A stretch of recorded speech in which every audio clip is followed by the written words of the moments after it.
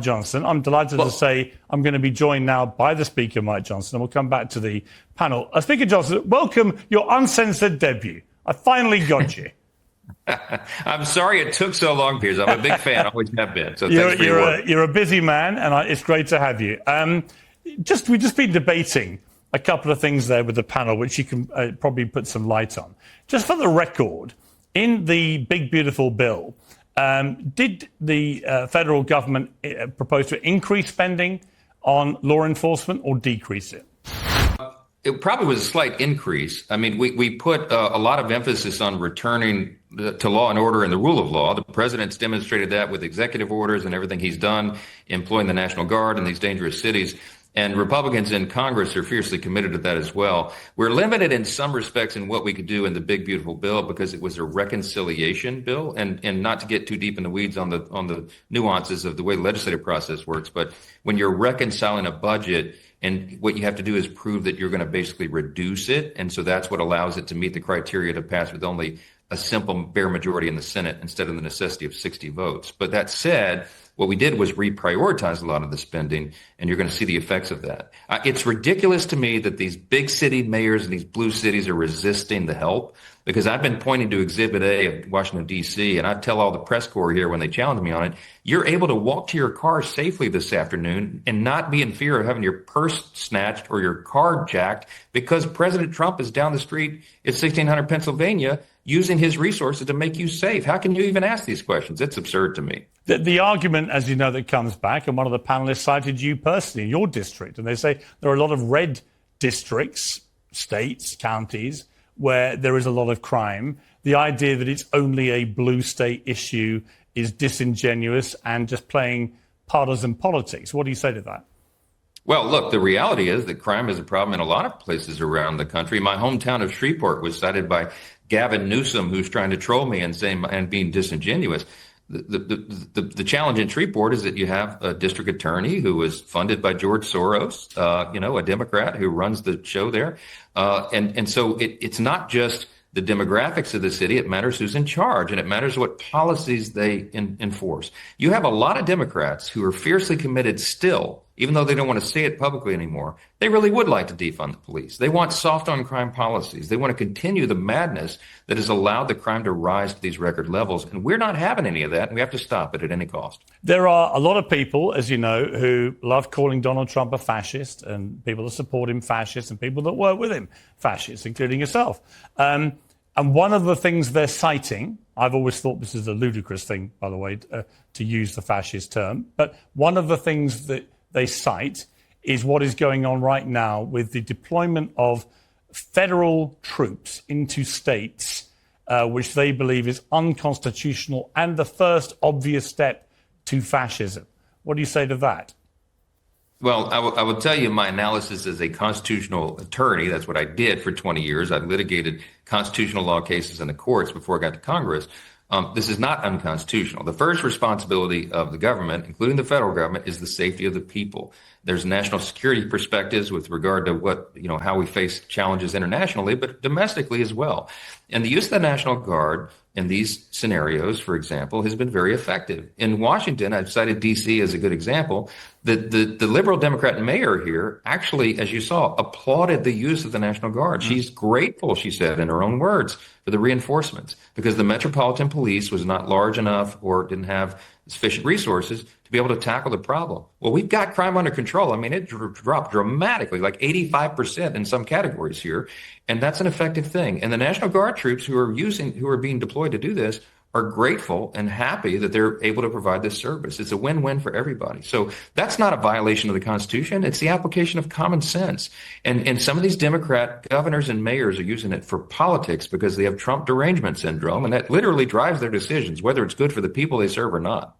Yeah, I mean, I've warned my Democrat chums, look, you don't want to get in a position running into midterms or indeed a general election where it looks like you're constantly railing against Donald Trump for being tough on crime. because Right. everyone knows there is a lot of crime in America, a lot of serious crime, a lot of murder, and equally serious offences. And actually, a president who looks like he's taking that very seriously, that's likely to be a vote winner, not a vote loser. But defying it and finding endless reasons why you would oppose more draconian action against criminals, I don't think that ever plays well. No, it doesn't. And, hat tip to the Democrat mayor of D.C. who read the room and realized her citizens are being well served. Crime is reduced. People are happy. They're flourishing again. The capital city is shining like a city on a hill again. And she has to come out and acknowledge that that's a good thing. And it would be foolish for her to say otherwise. So we need other Democrats to put the politics aside, do the right thing for the people, regardless of who gets the credit for it. That's not what this is about. Is the right thing for the people of America to go after James Comey, whose federal arraignment is today? I was one of many who felt the lawfare waged against Donald Trump went way too far, was very un-American, leading to a ludicrous conviction over an incredibly trivial matter. Parading and shaming an American president in that way, I thought was ridiculous. But I would also say I feel uncomfortable, like a lot of people, about what appears to be a bit of a revenge act now going on against all of the Trump opponents, led by people like Comey. Do you feel comfortable about this? Well, I would push back on the premise. I don't agree that this is a revenge tour. I mean, look, I have a lot of opinions on this because I rotated off of the House Judiciary Committee. When I became Speaker, I gave up my committee assignments. And I spent almost 7 years on that committee. And we are the ones charged with the jurisdictional authority of oversight over the DOJ. And I watched the way Comey led and how he, in my view, misled in many ways. But we talk a lot about the rule of law. It is a matter of law and order. It is a matter of the rule of law that you have someone like Comey who raised his hand, and I think clearly, I think it's beyond refute that he lied to Congress under oath. Perjury is a very big thing, and it's an even bigger thing when you're a top government official and, a former director of the FBI or one of these big agencies. I mean, that's a big thing. We can't let it go unanswered. And so there's a certain responsibility that is had to prosecute that and make an example of people, not because they were on the wrong side of President Trump at some point, but because they lied to Congress. We can't allow that to go forward. So I think it's appropriate here. And I think, remember, it's not a Republican Party, a group of party officials who brought the indictment. It's a grand jury. I mean, that's our system. They constituted a grand jury. They found reasonable, they felt it was right to bring the indictment, and they made that decision. And so we'll have to see how it plays out now.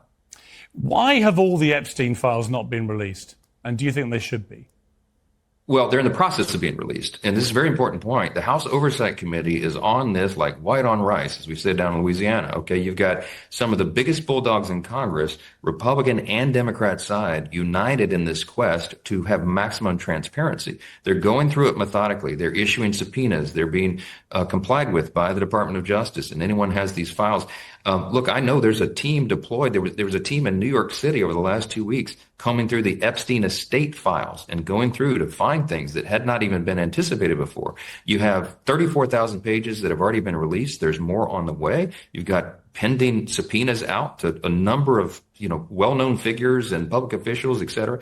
I mean, they're digging in and moving it as aggressively as possible. So we're for maximum transparency. The one caveat is we have a responsibility and a duty to protect the innocent victims. By some estimates, there may be 1,000 young women who were subjected to these horrific, unspeakable crimes, at the hands of Epstein and his accomplices.